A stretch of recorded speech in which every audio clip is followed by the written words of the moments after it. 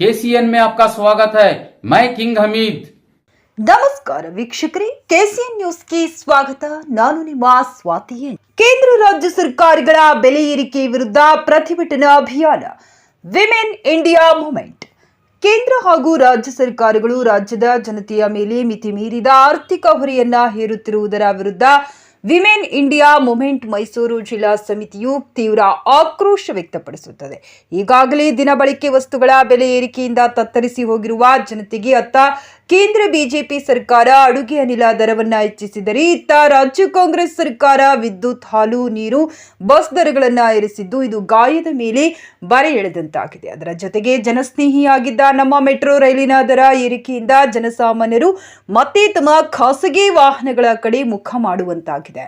ಜಾಗತಿಕವಾಗಿ ತೈಲ ಬೆಲೆಗಳು ಇಳಿಯುತ್ತಿದ್ದರೂ ಸಹ ತೈಲಗಳ ಮೇಲೆ ಅಬಕಾರಿ ಸುಂಕ ಹೆಚ್ಚಳ ಮಾಡುವ ಮೂಲಕ ಸರ್ಕಾರ ಹಗಲು ದರೋಡೆಗೆ ಇಳಿದಿರುವುದು ಸ್ಪಷ್ಟವಾಗಿ ಕಾಣುತ್ತಿದೆ. ಕಚ್ಚಾ ತೈಲಗಳ ಬೆಲೆ ಕುಸಿತದ ಲಾಭ ಜನಸಾಮಾನ್ಯರಿಗೆ ದೊರಕದಂತೆ ಮಾಡಲಾಗಿದೆ.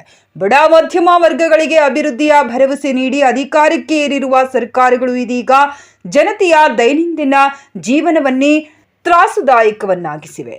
ಒಂದು ಕಡೆ ಅಚ್ಚೇ ದಿನ್ ಹೆಸರಿನಲ್ಲಿ ಕೇಂದ್ರ ಸರ್ಕಾರ ಗ್ಯಾರಂಟಿ ಯೋಜನೆಗಳ ಮೂಲಕ ತಮ್ಮದು ಜನಪರ ಸರ್ಕಾರ ಎನ್ನುವ ರಾಜ್ಯ ಸರ್ಕಾರ ಎರಡೂ ಸೇರಿಕೊಂಡು ಬೆಲೆ ಏರಿಕೆಯಿಂದ ಜನರನ್ನೇ ಲೂಟಿ ಮಾಡುತ್ತಿವೆ. ಇದು ಸಾಲದೆಂಬಂತೆ ಪರಸ್ಪರ ಕೆಸರಚಾಟದಲ್ಲಿ ತೊಡಗಿ ಜನರ ಗಮನ ಅತ್ತ ಕಡೆ ಸೆಳೆದು ತಮ್ಮ ರಾಜಕೀಯ ಬೇಳೆ ಬೇಯಿಸಿಕೊಳ್ಳುತ್ತಿರುವ ಕೇಂದ್ರ ಬಿಜೆಪಿ ಹಾಗೂ ರಾಜ್ಯ ಕಾಂಗ್ರೆಸ್ ಸರ್ಕಾರಗಳು ನಿರಂತರವಾಗಿ ಜನರ ಕಣ್ಣಿಗೆ ಮಣ್ಣೆರಚುವ ಪ್ರಯತ್ನ ಮಾಡುತ್ತಿವೆ. ವಸಾಹತುಶಾಹಿ ಬ್ರಿಟಿಷರ ಜನವಿರೋಧಿ ನೀತಿಗಳಂತೆ ಇಂದು ಕೂಡ ಅಗತ್ಯ ಸೇವಾ ಕ್ಷೇತ್ರಗಳನ್ನು ಖಾಸಗೀಕರಣಗೊಳಿಸಿ ದೇಶದ ಜನತೆಯನ್ನು ಆರ್ಥಿಕ ಸಂಕಷ್ಟಕ್ಕೆ ಈಡು ಮಾಡಲಾಗುತ್ತಿದೆ. ಅತ್ಯವಶ್ಯಕ ವಸ್ತುಗಳ ಖರೀದಿಗೂ ಭಾರೀ ತೆರಿಗೆ ಪಾವತಿಸಬೇಕಾದಂತ ದುಸ್ಥಿತಿ ಉಂಟಾಗಿದೆ. ಜನರ ಹಿತಾಸಕ್ತಿ ಕಾಪಾಡುವಲ್ಲಿ ಸಂಪೂರ್ಣ ಎಡವಿರುವ ಕೇಂದ್ರ ಹಾಗೂ ರಾಜ್ಯ ಸರ್ಕಾರಗಳ ಜನವಿರೋಧಿ ನೀತಿಗಳ ವಿರುದ್ಧ ಏಪ್ರಿಲ್ 18ರಿಂದ 28ರವರೆಗೆ ಪ್ರತಿಭಟನಾ ಅಭಿಯಾನ ಹಮ್ಮಿಕೊಳ್ಳಲು ವಿಮೆನ್ ಇಂಡಿಯಾ ಮೂವ್ಮೆಂಟ್ ತೀರ್ಮಾನಿಸಿದೆ ಎಂದು ವಿಮ್ ಬೆಂಗಳೂರು ಅಧ್ಯಕ್ಷರು ಸುಮಯ್ಯ ಬೇಗಂ ತಮ್ಮ ಪತ್ರಿಕಾ ಪ್ರಕಟಣೆಯಲ್ಲಿ ತಿಳಿಸಿದ್ದಾರೆ. ಉಪಸ್ಥಿತಿ ಶಾಜಿಯಾ ಅಮ್ಮಾಂ, WIM ರಾಜ್ಯ ಉಪಾಧ್ಯಕ್ಷೆ, WIM ಬೆಂಗಳೂರು ಜಿಲ್ಲಾಧ್ಯಕ್ಷೆ ಸುಮಯ್ಯ ಬೇಗಂ, ಪ್ರಧಾನ ಕಾರ್ಯದರ್ಶಿ ಆಯಿಷಾ ಭಾನು. ವರದಿಗಾರರು ಕಿಂಗ್ ಹಮೀದ್.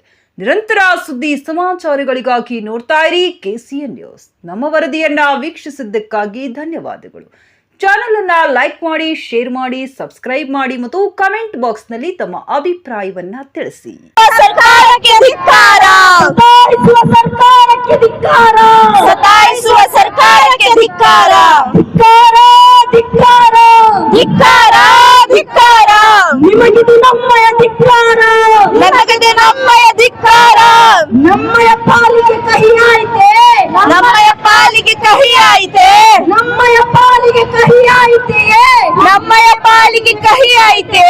ನಮ್ಮಯ ಭೂಮಿ ನಮ್ಮಯ ಸೋರು, ನಮ್ಮಯ ಭೂಮಿ ನಮ್ಮಯ ಸೋರು, ನಮ್ಮಯ ಭೂಮಿ ನಮ್ಮಯ ಸೋರು, ನಮ್ಮಯ ಭೂಮಿ ನಮ್ಮಯ ಸೋರು. ನಮ್ಮಯ ಪಾಲಿಗೆ ಉಳಿಯಾಯ್ತೆ, ನಮ್ಮಯ ಪಾಲಿಗೆ. मोदी शाह ने फ्री सिलेंडर के सपने दिखाए, सपने दिखाए, सपने दिखाए. अब असली दिल ने होश उड़ाए, होश उड़ाए, होश उड़ाए. जय Bhim and good evening all. महंगाई ने जीना मुश्किल कर दिया, कि महंगाई ने जीना मुश्किल कर दिया. पॉकेट खाली दिल भारी, अब क्या कर दिया. चूल्हे पर रखे तो रोटी पकेगी नहीं, महंगाई की मार ने जीना दुश्वार कर दिया. यहाँ पर आज वुमेन इंडिया मूवमेंट विम की मैसूर डिस्ट्रिक्ट की जानिब से जो बढ़ती महंगाइयाँ हैं, चाहे वो स्टेट गवर्नमेंट की तरफ से हो या सेंट्रल गवर्नमेंट की तरफ से हो, एक LPG गैस सिलेंडर पर जो अभी हाल ही में हमारी सेंट्रल गवर्नमेंट ने 50 रुपये जो दाम बढ़ाए हैं, और इसी के साथ जो आज हमारी स्टेट गवर्नमेंट है यानी कांग्रेस गवर्नमेंट, वो कांग्रेस गवर्नमेंट ने जो दाम आज दूध से लेकर मेट्रो से लेकर बस की टिकट से लेकर हर छोटी छोटी एसेंशियल गुड्स पर जो आज दाम बढ़ रहे हैं, उसके खिलाफ आज वुमेन इंडिया मूवमेंट मैसूर जानिब की तरफ से ये आज हमने प्रोटेस्ट रखा है। तो सबसे पहले शुरुआत में हिंदुस्तान में महंगाइयाँ आसमान छू रही हैं। ये मुल्क कोई डेवलप्ड कंट्री नहीं है, बल्कि डेवलपिंग कंट्री है। इस मुल्क में हर किसी की सैलरी 50,000, 60,000, 1 लाख रुपये नहीं, बल्कि इस मुल्क में मेजॉरिटी ऐसे लोग रहते हैं जो दिन भर अगर काम करेंगे, अगर दिन भर कूली का काम करेंगे, दिन भर अगर मेहनत करेंगे, तो तब जाकर उनकी पगार 200 रुपये, 300 रुपये मिलती है। वो 200 रुपये, 300 रुपये की पगार लेकर वो अपने बच्चों का पेट पालेंगे, अपनी बीवी बच्चों का पेट पालेंगे, या उनकी एजुकेशन के बारे में सोचेंगे, या बीमार पड़ेंगे तो हॉस्पिटल को दिखाएंगे, या घर का रेंट पे करेंगे। आज हिंदुस्तान के अंदर मेजॉरिटी लोग मिडिल क्लास और पोर क्लास से बिलोंग करते हैं। यहाँ पर हर कोई जाकर एसी में बैठकर 50-60 हजार रुपए कमाने वाला नहीं है इस देश का सिटीजन। लेकिन ये पोर और मिडिल क्लास लोगों के बारे में ना सोचते हुए आज ये जो यूनियन गवर्नमेंट ने 50 रुपये एलपीजी गैस के दाम को बढ़ाया है, उसका हम women India movement Mysore district committee की जानिब से पूरी तरीके से इसकी मुसम्मत करते हैं और पूरी तरीके से हम इसे कंडम करते हैं। ये जो मोदी सरकार है, बड़ी बड़ी बातें करते हैं इलेक्शन के वक्त, जैसे ही आता है ये गरीबों के मसीहा बन जाते हैं, ये औरतों के मसीहा बन जाते हैं। इन्होंने पिछली बार इलेक्शन में बहुत सारी बातें कही। इसमें प्रधानमंत्री उज्जवल योजना भी एक है। इसमें कई हजार औरतों को इन्होंने क्या कहा था, वादा किया कि हम क्या करेंगे, जो रूरल औरतें हैं उनको घर घर गैस स्टोव प्रोवाइड करेंगे, उन्हें इंटरेस्ट फ्री लोन देंगे, ताकि क्या हो, वो ट्रेडिशनल कुकिंग मेथड से बाहर आ सके। मैं आज हमारे देश के प्रधानमंत्री से पूछना चाहती हूँ, सिर्फ इलेक्शन तक ही थी क्या सिंपैथी आपकी? सिर्फ इलेक्शन तक आपको औरतों की फिक्र थी? इलेक्शन होते ही 50 रुपये दाम बढ़ा दिया आपने। मोदी जी, आपके दिए हुए लोन से घर में स्टोव तो आ गया, लेकिन हमारे घर में अब गैस कैसे आएगा? पहले ही 800 से ऊपर दाम था, उसके ऊपर से और 50 रुपये बढ़ा दिए आपने। बताइए कि कहां से आएगा? आपने सब्सिडी की बात कही। मैं यहाँ पर हमारी औरतों से पूछती हूँ, क्या मिला हमें सब्सिडी? क्या मिला सब्सिडी? फ्री स्टोव तो आ गया, क्या सिलेंडर आया? ये बड़े बड़े दावे सिर्फ इलेक्शन के वक्त करते हैं। जैसे ही इलेक्शन आ गया, गरीबों का खून चूसना शुरू कर देते हैं।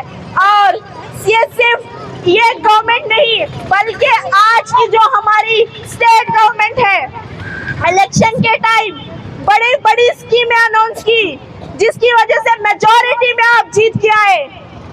स्कीमें अनाउंस करने से काफी नहीं होता। आपने वादा किया फ्री बस टिकट, लेकिन मर्दों की टिकट पर 15% इंक्रीज कर दिया। ये है डबल स्टैंडर्ड, ये आज की स्टेट गवर्नमेंट का। 200 यूनिट करंट तो फ्री कर दिया, लेकिन आप करंट की यूनिट पे दाम बढ़ा दिए, दूध पे दाम बढ़ा दिए, मेट्रो पे दाम बढ़ा दिए, हर चीज पर दाम बढ़ते चले जा रहे हैं। ग्लोबली आज ऑयल का प्राइस पूरी तरीके से ग्लोबली डिक्रीज हो चुका है, लेकिन इसके बावजूद भी एक्साइज टैक्स के नाम पर दिन दहाड़े ये सरकार पेट्रोल पर, डीजल पर पैसे लूट रही है। एसेंशियल गुड पर भी इतना टैक्स लगाया जाता है कि बेचारा गरीब या तो खरीद कर अपना घर चलाए या एजुकेशन पे दे एसेंशियल आप सोच भी नहीं सकते। आप एक चाय बना रहे हैं तो एक चाय के लिए चीनी खरीदने के लिए, एक दूध खरीदने के लिए, इस पे भी जीएसटी इतना ज्यादा। इवन आपको एक चीनी खरीदने पर 5% जीएसटी पे करना पड़ता है। 12% जीएसटी आपको सिर्फ घी और बटर के लिए इस देश में पे करना पड़ता है। तो ये जो आज स्टेट गवर्नमेंट और ये जो सेंट्रल गवर्नमेंट की तरफ से ये बढ़ती दाम, ये बढ़ती महंगाइयों की हम सख्त मजम्मत करते हैं और हम ये हुकूमत से मांग करते हैं कि जो हमारी जनता है उन्हें फेयर प्राइस मिलना चाहिए। हमें प्राइस हाइक नहीं चाहिए, बल्कि हमें एक फेयर प्राइस चाहिए जिसमें हर गरीब भी आसानी से पे कर सके। आज इस मुल्क के अंदर महंगाई के बारे में हो या बढ़ती पॉवर्टी के बारे में हो या एजुकेशन के बारे में हो या अनएम्प्लॉयमेंट के बारे में हो, आज इवन इस हिंदुस्तान के अंदर एक पीएचडी होल्डर भी आज यहाँ पर उसे जॉब नहीं है। इतनी अनएम्प्लॉयमेंट है, इतने जॉब के वादे किए, क्या हुआ? लेकिन कोई भी ये मोदी सरकार से सवाल नहीं करेगा। क्यों? क्योंकि आज जो हमारी गोदी मीडिया, जो आज बिकी हुई मीडिया आज यहाँ पर बैठी हुई है, वो मीडिया सिर्फ और सिर्फ उनको इन चीजों से फर्क नहीं पड़ता। उनको इस मुल्क को डेवलपमेंट की तरफ, ना उनको गरीबों की तरफ कोई ध्यान है, बल्कि सिर्फ और सिर्फ वहाँ पर बैठकर वो एक ही चीज करते हैं, वो है कि हिंदू मुस्लिम मंदिर मस्जिद। सिर्फ यही 2014 से लेकर अब तक सिर्फ और सिर्फ हमें यही प्रोपेगेंडा देखने को मिला है। कभी मस्जिद के नाम पर पॉलिटिक्स तो कभी मंदिर के नाम पर पॉलिटिक्स, कभी हलाला पे पॉलिटिक्स तो कभी हलाल पर पॉलिटिक्स। हर दिन ये बीजेपी सरकार इस देश की जनता का एक तरफ से महंगाई से खून पी रही है, तो दूसरी तरफ इस देश में इस तरीके से आम इंसानों के दिलों में नफरत की बीजों को पुरोया जा रहा है। कम्युनल वायलेंस में, इस नफरत के चलते कितने कम्युनल वायलेंस में यहाँ पर युद्धों ने अपनी जान नहीं गंवाई, कितने युद्ध जेलों के अंदर नहीं चले गए। ये मीडिया की फैलाई हुई नफरतों की वजह से ये इन्हें सिर्फ एक ही प्रोपेगेंडा करना आता है, वो है सिर्फ हिंदू और मुस्लिम। 2014 से इस मुल्क में सिर्फ एक ही चीज हो रही है। अगर कोई महंगाई के बारे में बात करता है तो उसका माइंड डाइवर्ट कर दिया जाता है। अगर कोई एजुकेशन के बारे में, कोई अगर रिजर्वेशन के बारे में बात करता है, कोई अनएम्प्लॉयमेंट के बारे में बात करता है तो मुद्दे को डाइवर्ट कर दिया जाता है। क्यों? क्योंकि उन्हें सिर्फ और सिर्फ अच्छी तरीके से पता है उनकी अगर पॉलिटिक्स बचनी है तो ये इन चीजों से नहीं, बल्कि हिंदू मुस्लिम से ही सिर्फ उनकी पॉलिटिक्स को बचाया जा सकता है। तो वो अपनी कुर्सी को बचाने के लिए इस मुल्क को, इस मीडिया का इस्तेमाल करते हुए इस मुल्क की अवाम को बेवकूफ बना रहे हैं। और हम भी इस सरकार से इन सब चीजों के बारे में पूछने के बजाय हम भी इनके प्रोपेगेंडा में फंसकर इस देश के अवाम 2014 से सिर्फ और सिर्फ हिंदू मुसलमानों के दंगे, कम्युनल वायलेंस, इसी चीज में इंडिया मुब्तला है। किसी को इस चीज की फिक्र नहीं कि गरीब भूख से मर रहा है। हम वुमेन इंडिया मूवमेंट ये मैसेज लेकर आए हैं, ये पैगाम लेकर आए हैं आपसे कि हमें इस प्रोपेगेंडा में नहीं फंसना है, हमें सवाल करने वाले बनना है इस हुकूमत से।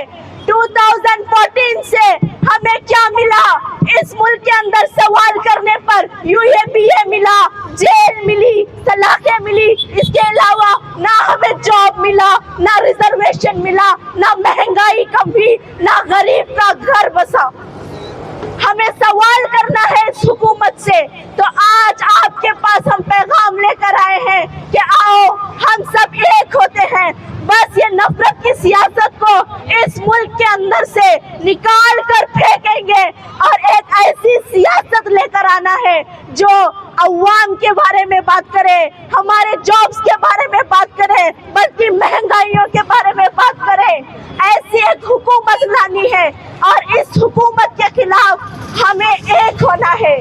क्या होंगे एक? एक तरफ याद रखो, इस मुल्क के अंदर महंगाई से जनता मर रही है, तो एक तरफ हमारे ऊपर एनआरसी, तो कभी सीएए, तो कभी यूनिफॉर्म सिविल कोड, तो कभी वक्फ बिल, इसी तरीके से कंटिन्यूस हमें इस तरीके के मुद्दों पर बिजी रखा जा रहा है। इस तरीके के मुद्दे लाकर हमारे ऊपर एक तरफ जुल्म किया कर रहे हैं, तो एक तरफ इस मुल्क के अंदर क्रिश्चियन मणिपुर में चल रहे हैं, तो किसान इस मुल्क के गोलियां खाकर, लाठियां खाकर मर रहे हैं। ना तो इस मुल्क का मुसलमान, ना तो इस मुल्क का सिख, ना तो इस मुल्क का क्रिश्चियन इस सरकार से बच पाया है। तो ये हम सबकी जिम्मेदारी है कि इनकी एंटी पीपल पॉलिसियों के खिलाफ, इनकी बढ़ती महंगाइयों के खिलाफ, इनकी फेल्योर के खिलाफ हमें काम करना होगा, हमें सवाल करने वाले बनना होगा और इस सरकार को इस देश के अंदर से